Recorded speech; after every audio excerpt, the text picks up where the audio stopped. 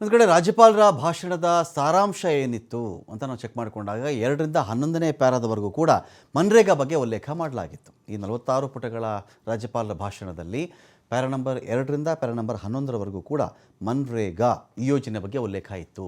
ಕೇಂದ್ರ ಸರ್ಕಾರ ಉದ್ಯೋಗದ ಹಕ್ಕುಗಳನ್ನೇ ಕಿತ್ಕೊಳ್ತಾ ಇದೆ, ಗ್ರಾಮಗಳ ಸ್ವಾಯತ್ತತೆಯನ್ನು ಕೂಡ ಅಳಿಸಿ ಹಾಕ್ತಾ ಇದೆ. ಈ ದೇಶಕ್ಕೆ ಇದು ಯಾವ ಸಂದೇಶವನ್ನು ಕೊಡ್ತಾ ಇದೆ?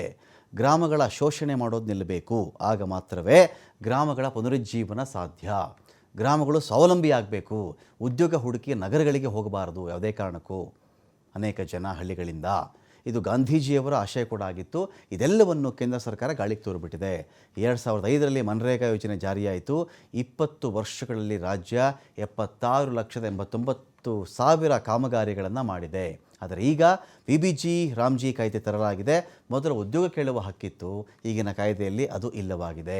ಸೆಕ್ಷನ್ 3ರ ಪ್ರಕಾರ ಉದ್ಯೋಗ ಕೊಡಲೇಬೇಕಾಗಿತ್ತು, ಅರ್ಜಿ ಹಾಕಿದ ಪ್ರತಿಯೊಬ್ಬರಿಗೂ ನೀಡಬೇಕಾಗಿತ್ತು. ಈಗ ಕಾರ್ಪೊರೇಟ್ ಹಿತಾಸಕ್ತಿ ಕಡೆಗೆ ಹೊರಟುಬಿಟ್ಟಿದೆ. ಕೂಲಿಕಾರ ಇರತಕ್ಕಂಥ ಸ್ಥಳದಲ್ಲಿ ಉದ್ಯೋಗ ಕೊಡಬೇಕಾಗತ್ತೆ. ಈಗಿನ ಕಾಯ್ದೆಯಲ್ಲಿ ಅದನ್ನು ತೆಗೆಯಲಾಗಿದೆ. ಇದನ್ನು ರಾಜ್ಯ ಸರ್ಕಾರ ಬಲವಾಗಿ ಖಂಡಿಸುತ್ತೆ ಅಂಥೇಳಿ ಇಡೀ ಭಾಷಣದಲ್ಲಿ ಸಾರಾಂಶ ಇತ್ತು. ತಿಳಿಸ್ಕೊಳ್ಳಿಕ್ಕಿದ್ದೀಗ ಅಲೆನ್ ಸ್ವಾಮಿ ಇದ್ದಾರೆ. ಅಲೆನ್ ಸ್ವಾಮಿ, ಎಲ್ಲಿಗೆ ಬಂತು ರಾಜ್ಯಪಾಲರು ಸರ್ಕಾರದ ಸಂಘರ್ಷ? ಆಡಳಿತಾರೂಢ ಪಕ್ಷ ಮತ್ತು ಪ್ರತಿಪಕ್ಷಗಳ ನಾಯಕರುಗಳು ಏನು ಮಾತಾಡ್ತಾ ಇದ್ದಾರೆ ಈಗ ಅಂತ? ರಮಕಾಂತ್, ಮನ್ರೇಗಾ ಯೋಜನೆಗೆ ಸಂಬಂಧಪಟ್ಟಂತೆ ಏನು VBG ರಾಮ್ ಹೊಸ ಯೋಜನೆಯನ್ನ ಕೇಂದ್ರ ಸರ್ಕಾರ ಜಾರಿಗೆ ತಂದಿದೆ. ಅದಕ್ಕೆ ಸಂಬಂಧಪಟ್ಟಂತೆ ಈಗ ಮತ್ತಷ್ಟು ರಾಜ್ಯ ಸರ್ಕಾರ ಹಾಗೂ ಕೇಂದ್ರ ಸರ್ಕಾರದ ನಡುವೆ ಸಂಘರ್ಷ ಹೆಚ್ಚಾಗಿರೋದು.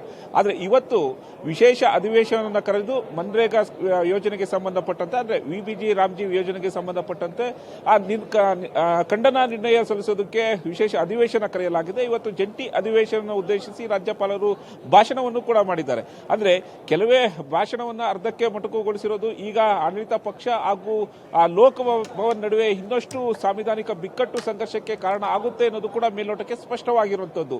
ಈ ಏನು ರಾಜ್ಯಪಾಲರ ಭಾಷಣ ಮಾಡೋದಕ್ಕೂ ಮೊದಲು ರಾಜ್ಯಪಾಲರು ಜಂಟಿ ಅಧಿವೇಶನ ಉದ್ದೇಶಿಸಿ ಮಾತನಾಡಿದಂಥ ಸಂದರ್ಭದಲ್ಲಿ ಭಾಷಣವನ್ನು ಸಂಪೂರ್ಣಗೊಳಿಸ್ತಾರಾ ಎಂಬ ಸಾಕಷ್ಟು ಚರ್ಚೆ ಆಗಿತ್ತು.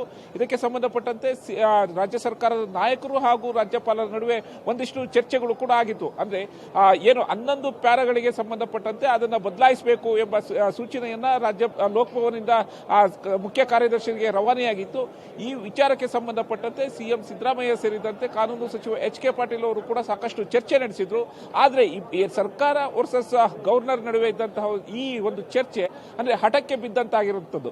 ಒಂದು ಕಡೆ ಯಾವುದೇ ನಾವು ಕ್ಯಾಬಿನೆಟ್ ಅಲ್ಲಿ ಸಿದ್ಧಪಡಿಸಿದಂತಹ ಪ್ರತಿಯನ್ನ ಯಾವುದೇ ಕಾರಣಕ್ಕೂ ಬದಲಾಯಿಸಲ್ಲ ಎಂಬ ಹಠಕ್ಕೆ ಸರ್ಕಾರದವರು ಕೂಡ ಬಿದ್ದಿದ್ರು. ಅದೇ ರೀತಿ ಕೆಲವೊಂದು ವಿಚಾರಗಳನ್ನ ಇಟ್ಕೊಂಡು ಅಂದ್ರೆ ಮನ್ರೇಗಾ ಸಂಬಂಧಪಟ್ಟಂತೆ ಈಗಾಗಲೇ ರಾಷ್ಟ್ರಪತಿಯವರು ಅಂಕಿತ ಹಾಕಿದಂತಹ ಮಸೂದೆಯನ್ನ ನಾನು ಯಾವ ರೀತಿ ವಿರೋಧ ಮಾಡಬೇಕು ಅನ್ನೋದು ಕೂಡ ಲೋಕಭವನದಿಂದ ಬಂದಂತಹ ಒಂದು ಸಂದೇಶ. ಈ ಹಿನ್ನೆಲೆಯಲ್ಲಿ ಸಾಕಷ್ಟು ಚರ್ಚೆ ಆಗಿತ್ತು, ಕುತೂಹಲ ಮೂಡಿಸಿತ್ತು. ಆದರೆ ರಾಜ್ಯಪಾಲರು ಅಂದುಕೊಂಡಂತೆ ಜಂಟಿ ಅಧಿವೇಶನ ಉದ್ದೇಶಿಸಿ ಮಾತನಾಡಿದ್ರು. ಆದರೆ ಭಾಷಣವನ್ನ ಪ್ರತಿಯನ್ನ ಮಾತ್ರ ಸಂಪೂರ್ಣಗೊಳಿಸಲಿಲ್ಲ. ಇದೇ ಕಾರಣ ಈಗ ಮತ್ತಷ್ಟು ಆಡಳಿತ ಪಕ್ಷ ಹಾಗೂ ವಿಪಕ್ಷಗಳ ನಡುವೆ ಮತ್ತಷ್ಟು ಸಂಘರ್ಷಕ್ಕೆ ಕಾರಣ ಆಗಿರುವಂಥದ್ದು. ಈಗಾಗಲೇ ಸದನದಲ್ಲೂ ಕೂಡ ಇದಕ್ಕೆ ಸಂಬಂಧಪಟ್ಟಂತೆ ಚರ್ಚೆ ಮಾಡೋದಕ್ಕೆ ಅವಕಾಶ ಕೊಡಬೇಕು ಅನ್ನೋದು ಕೂಡ ಆಡಳಿತ ಪಕ್ಷ ಕಾಂಗ್ರೆಸ್ ಶಾಸಕರು ಕೇಳ್ಕೊಳ್ತಾ ಇರುವಂತದ್ದು. ಜೊತೆಗೆ ಇನ್ನಷ್ಟು ಚರ್ಚೆಗೆ ಅವಕಾಶ ಮಾಡಿಕೊಡಬೇಕು, ರಾಜ್ಯಪಾಲರಿಂದ ಅವಮಾನ ಆಗಿದೆ ಎಂಬ ನಿರ್ಣಯವನ್ನ ಈಗ ಮಂಡಿಸೋದಕ್ಕೆ ರಾಜ್ಯ ಸರ್ಕಾರದ ನಾಯಕರು ಮುಂದಾಗಿರುವಂತದ್ದು. Ramakant. Okay, thank you Swami.